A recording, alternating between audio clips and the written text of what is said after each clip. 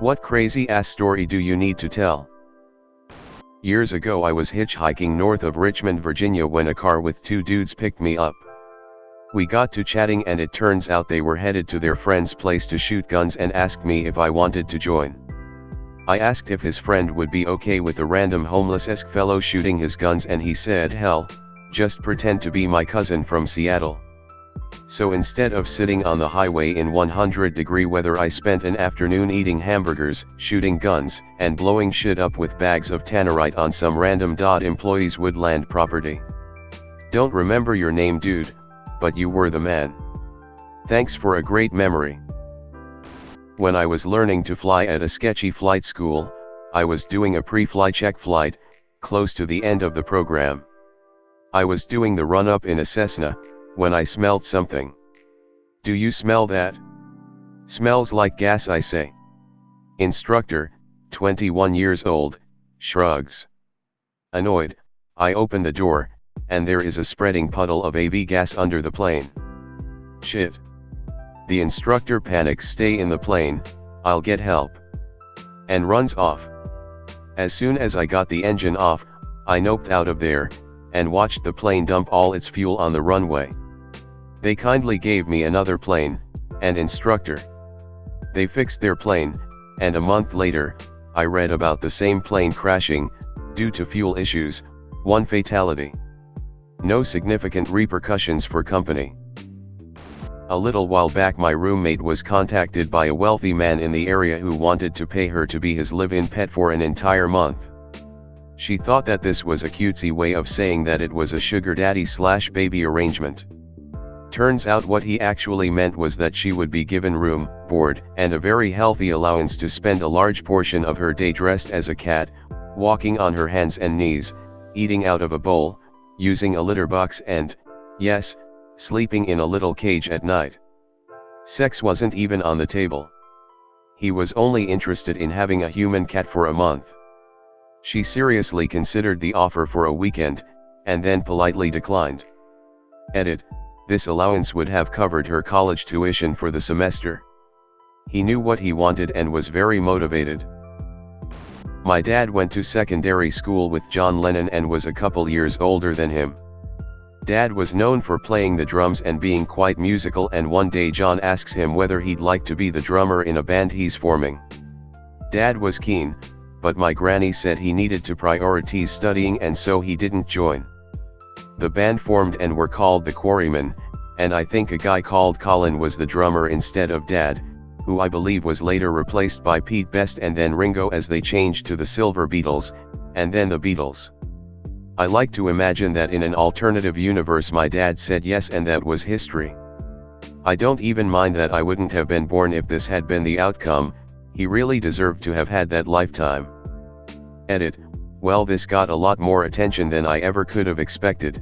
I only joined Reddit a little while ago.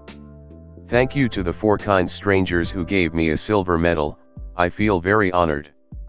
It's blowing my little mind that over 20,000 people have read this. It's been awesome to hear everyone else's near misses and chances of fate, and cheers for the many lovely comments about my story. Have a great day, chaps. X. Nothing super amazing, but I, 26, am adopted. I have nothing to do with my biological family save for a half-brother, who I reconnected with last year. We're friends on Facebook. About a year and a half ago I spent 6 months as a pizza delivery driver.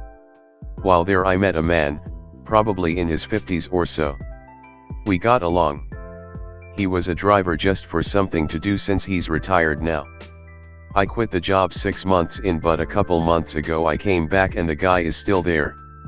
A week ago my brother tags me on Facebook, as well as my co-worker. A few days later I ask my co-worker how he knows my brother. After a misunderstanding, my brother has the same name as his father, so when I asked, he thought I was talking about my brother's father. We found out that the co-worker is actually my uncle by marriage. Or was. He was married to my bio mom's sister for some 20 years, until their divorce a couple years ago. The guy used to babysit me when I was a baby, and has pictures of my brother and bio mom that he gave me. He's currently looking for baby pictures of me, because I don't have any from before I was adopted. My mom and dad would be super happy if he can find them.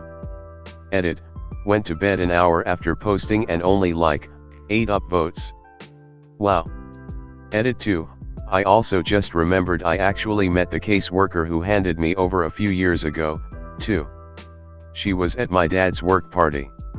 She remembered me and my brother, and everything.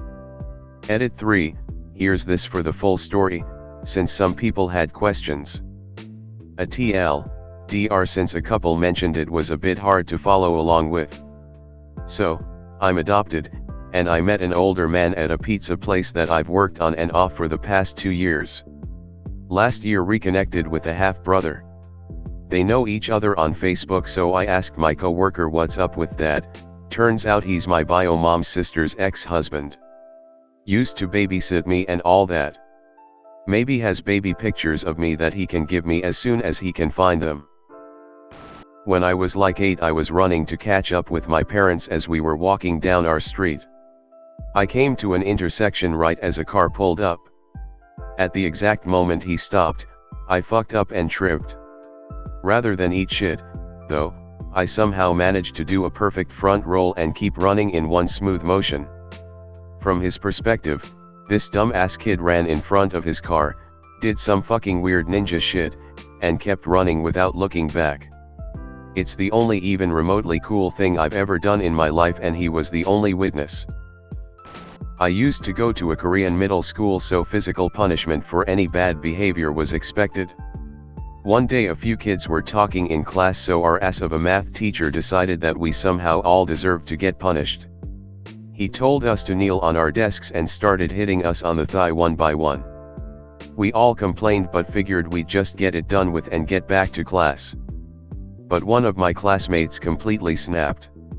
He pulled out a knife from his pocket, eyed why he had one, and put it towards the teacher's throat and threatened to kill him. At that moment I was genuinely afraid I was about to witness a murder and was scared, but for some reason every single one of my classmates was laughing at this situation. I still don't understand why. But thankfully there was no murder.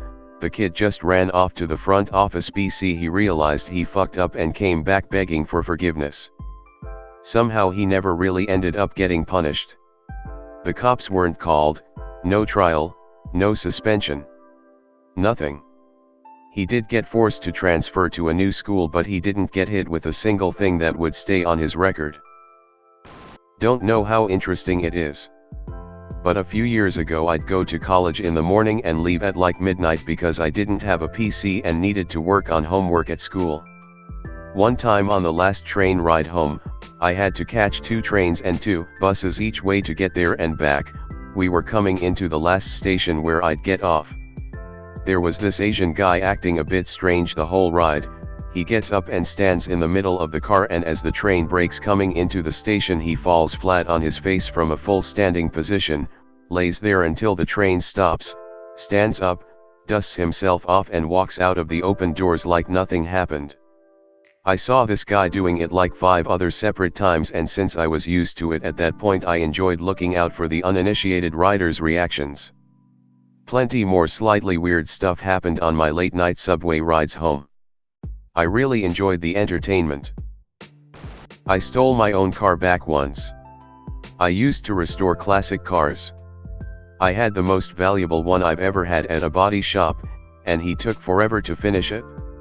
He had painted other cars for me, but apparently developed a drug problem. I would check on the car every week to see if there was any progress.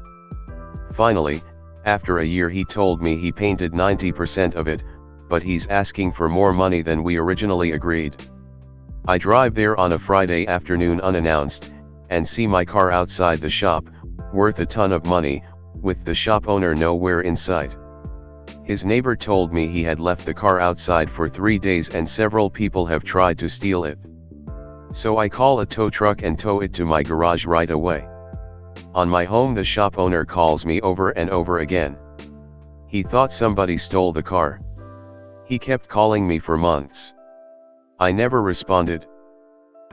I work in a prison as a nurse.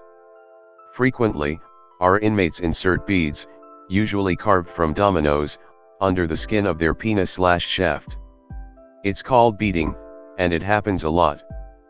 Pretty much every unit has a dick doctor, another inmate, who is particularly skilled in flaying open dicks and sticking beads inside of them. Or, some inmates say fuck it, and try to do it themselves. We had an inmate who cut himself shaving, yeah, okay, who had to come up to the medical department because his genitalia was bleeding. Obviously everyone's first thought is the dude was either trying to put in a bead, or take one out. And failed. So dude gets up to us and he's holding a towel down his pants, against his crotch, and everything is soaked in blood. Underwear, towel, pants, you got it? Drenched. So I take him into an exam room and get his clothes off, and the dude goes, "It's mostly okay, I stitched it back up myself with my sewing kit." What? Yeah. He stitched his own cock up with a fucking sewing kit from commissary. Not only that, but he tied a string around his shaft as a makeshift tourniquet.